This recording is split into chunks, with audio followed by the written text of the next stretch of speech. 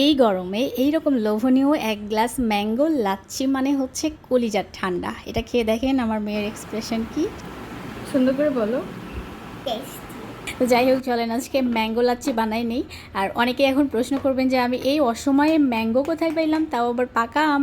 আচ্ছা, আমি যেটা করি প্রতি বছর একদমই যখন আমের মৌসুম থাকে তখন এরকম বক্সে বক্সে ভরে খুব সুন্দর করে আমি আমগুলোকে প্রসেস করে ডিপ ফ্রিজে রেখে দিই, যেন পরবর্তীতে এভাবে কোনো জুস কিংবা লাচ্ছি কিংবা কিছু একটা বানিয়ে খাওয়া যায়। তো আমি আমগুলো সব দিয়ে নিলাম, কতটুকু আম ছিল পরিমাপ করি নাই। আর এখন আমি ছোট একটা আড়ঙের এটা হচ্ছে মিষ্টি দই নিয়ে নিয়েছি। এখানে কিন্তু টক দই দিয়েও এটা করা যায়, আর আমি মিষ্টি দই দিয়ে করছি যে কারণে আমি আজকে এর মধ্যে কোনো চিনি টিনি ব্যবহার করব না। তো দইটা নেওয়ার পর একটু লেগেছিল বাটির গায়ে, আমি একটুখানি পানি দিয়ে এটাকে আবার ওর মধ্যে দিয়ে দিলাম।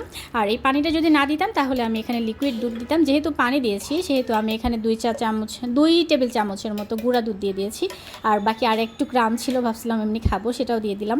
কয়েক টুকরা বরফ দিয়ে দিলাম। এবার এটাকে ব্লেন্ড করে নেওয়ার পালা। সুন্দর করে এটা ব্লেন্ড করে নিলে কিন্তু আমাদের ম্যাঙ্গো লাচ্ছি মোটামুটি রেডি হয়ে যাবে। এরপরে গার্নিশটা বাকি থাকবে। অনেকে এখানে চিনি ব্যবহার করতে পারেন, যেহেতু আমি মিষ্টি দই ব্যবহার করেছি তাই আমি আর এক্সট্রা করে চিনি ব্যবহার করলাম না, কারণ আমটাও যথেষ্ট মিষ্টি ছিল।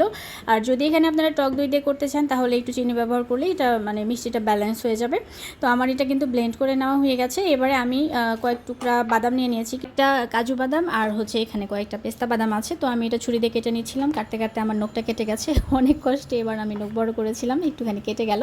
তো যাই হোক, আমি বাদামগুলো কুচি কুচি করে নিয়ে নিয়েছি। এবার হচ্ছে একটা প্লাস্টিকের জার, এটা ওয়ান টাইম যে জারগুলো পাওয়া যায় সেটার মধ্যে আমি ঢেলে নিচ্ছি, কারণ এটা আমি ইফতারের বেশ কিছু সময় আগে বানিয়েছিলাম। যেহেতু এটা আমি ফ্রিজে রাখবো তাই এটা যেন ঢাকনা দিয়ে ঢেকে রাখা যায় সেভাবে আর কি একবারে প্রসেস করে নিয়েছিলাম। তো আমি লাচ্ছিটা ঢেলে দিয়ে এরপর হচ্ছে বাদামের কুচিগুলো উপর দিয়ে দিয়ে দিচ্ছিলাম। তো দিয়ে যাওয়ার পরে এখন হচ্ছে এই যে দেখেন কি সুন্দর একটা লুক আসছে। আর এটা খেতে কিন্তু খুবই খুবই খুবই মজা হয়েছিল। এভাবে ম্যাঙ্গো লাচ্ছি খুবই মজা লাগে।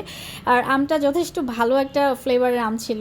এবারে আমি হচ্ছে গ্লাসের ঢাকনাটা লাগিয়ে দিচ্ছি, ঢাকনাটা লাগিয়ে দিয়ে স্ট্রটা দিয়ে দিলাম। তো আমি এখন এটাকে ফ্রিজে রেখে দিব, যেহেতু ভিডিও করছি তাই একটু আগে ভাগেই বানিয়ে রাখলাম। আর অন্য সময় হলে তো যেহেতু বরফ দিয়েছি আমি সাথে সাথে বানিয়ে খেয়ে ফেলতাম। তো এই যে ফ্রিজ থেকে বের করে আমি এখন ইফতারের সময় এটা খেয়ে নিচ্ছিলাম, আর সাথে একটু মেয়েকে দিলাম। অনেক মজা হয়েছিল। বলো। অনেক মজা।